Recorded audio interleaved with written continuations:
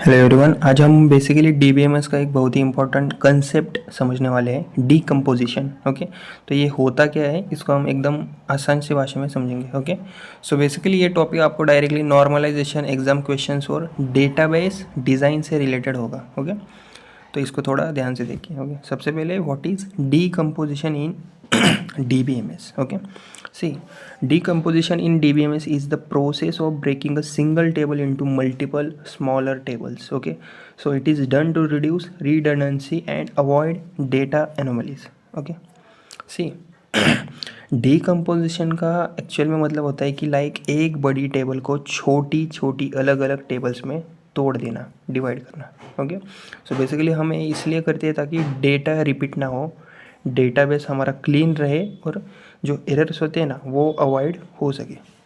Okay, अभी हम समझते हैं वाई डीकम्पोजिशन इज़ नीडेड। ये थोड़ा सा आपको एग्ज़ाम में या फिर रिटन एग्ज़ाम अगर आप दे रहे हो डीबीएमएस में, ओके, तो ये आपको 2-3 मार्क्स के लिए आ सकते हैं। Okay, why decomposition is needed. Okay, यहाँ पर कुछ मैंने पॉइंट भी लिखे हैं। To remove data duplication, okay, to improve data consistency, to avoid insertion, update and deletion anomalies, to design a better normalized database. See, अभी हम समझते हैं कि लाइक सवाल आता है कि टेबल तोड़ने की हमें ज़रूरत क्यों पड़ती है। ओके, डीकम्पोजिशन किस लिए है हमारे लिए नीडेड। ओके, सो बेसिकली अगर एक ही टेबल में सब डेटा अगर हमारा स्टोर कर देंगे ना, तो डेटा क्या होगा, डेटा डुप्लीकेट बनता जाएगा। ओके, अपडेट करते वक्त हमें बहुत सारी दिक्कतों की या फिर प्रॉब्लम आ सकती है और रिलेशन से हमारा डेटा लॉस भी हो सकता है। ओके, सो इन सारी प्रॉब्लम्स को हम बोलते हैं एनोमलीज। ओके, सो डीकम्पोजिशन इन एनोमलीज को सॉल्व करता है बहुत हद तक। ओके, सो इसलिए हमें डीकम्पोजिशन की नीड होती है। ओके, अभी हम समझते हैं how decomposition works. Okay, so basically a large relation is divided into two or more relations. Each new relation contains a subset of her attributes, so the original relation can be reconstructed using join operation. See,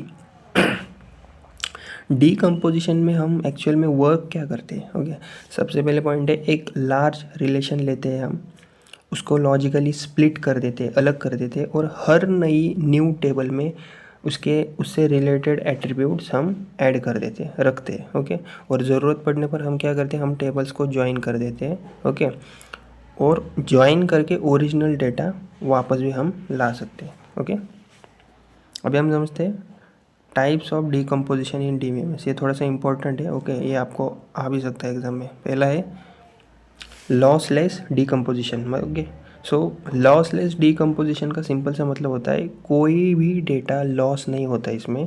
जब हम tables को join करते हैं ना, तो original जो हमारा real table होता है वो एग्जैक्टली हमें वापस मिल जाता है। सो बेसिकली ये हमेशा प्रेफर्ड डीकम्पोजिशन में आता है। ओके, ये प्रेफर्ड डीकम्पोजिशन होता है। ओके, सबके लिए। ओके, इधर लिखा भी it preserves all information. Okay, दूसरा है lossy decomposition. Okay, see, lossy decomposition loses some information, joining tables does not recreate the original table, it is not preferred in database design. Okay, see, basically lossy decomposition मतलब क्या, उसमें क्या होता है, कुछ information loose हो जाती है इसमें लॉसी डीकम्पोजिशन में, तो ज्वाइन करने पर ओरिजिनल टेबल वापस नहीं मिलता इसमें। ओके, सो बेसिकली इस टाइप का डीकम्पोजिशन थोड़ा सा हद तक अवॉइड किया जाता है। ओके, तीसरा, उसके बाद दो ही थे शायद। ओके, उसके बाद समझते हैं हम properties of good decomposition. Okay, पहला है लूजलेस ज्वाइन प्रॉपर्टी।